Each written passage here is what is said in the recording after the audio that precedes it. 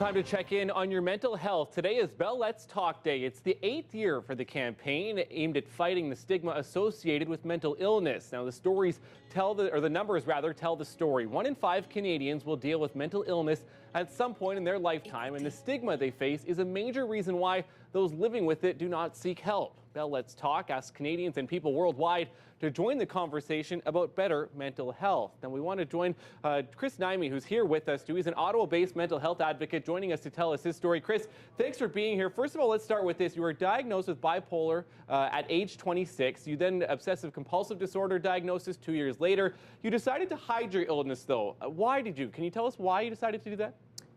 Ever since high school, I've been suffering with different mental disorders.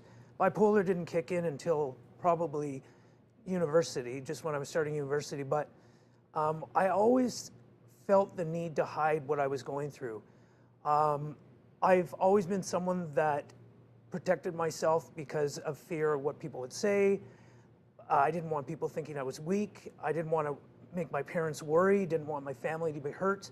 So I always put a mask on to protect myself during those times.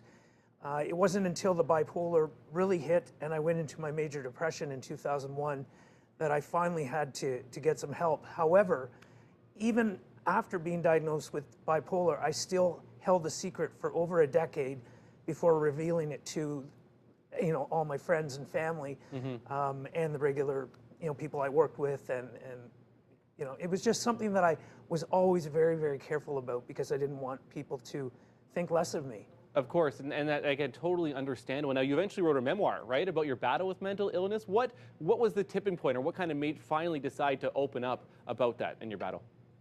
In 2007, I began to write my memoir, and writing that book just gave me purpose. It took a long time to get going. It took a 5-year process to write. But as I started to write, I started to speak in my mind about what I would say if I was to share that with other people.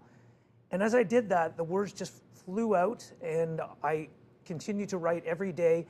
And with that purpose, I built, started to bring in healing strategies, started to work on making myself a stronger person mentally, physically, spiritually.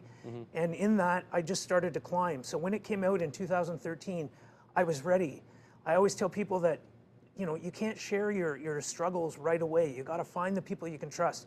Speaking up is so important, but speak up with those that you can trust. And do it early, because I waited a long time. And when the bipolar hit, a lot of my life had happened. I left my teaching career, things fell apart, and it took a long time to get back. But I made it, and I'm here. So I'm very blessed and thankful and grateful for where I am. And we're very proud of you for being here. Thank you so much, Chris Nihmey, for sharing your story. Again, your strength is admirable. And again, we really appreciate you being here to share your story here at 5 o'clock, okay? Thank you for having me. Appreciate it. Well, a reminder, too, Bell will donate 5 cents to Canadian mental health programs for each of these interactions today. So this is how you can do it. Every text message, mobile and long-distance call made by Bell customers on Twitter. Every tweet using hashtag Bell Let's Talk and Bell Let's Talk Day video view. On Facebook, every view of that Bell Let's Talk Day video as well, and use of the Bell Let's Talk frame that's on your profile picture. On Instagram, too, every Bell Let's Talk Day video view, and Snapchat, every use of the Bell Let's Talk filter and video view as well.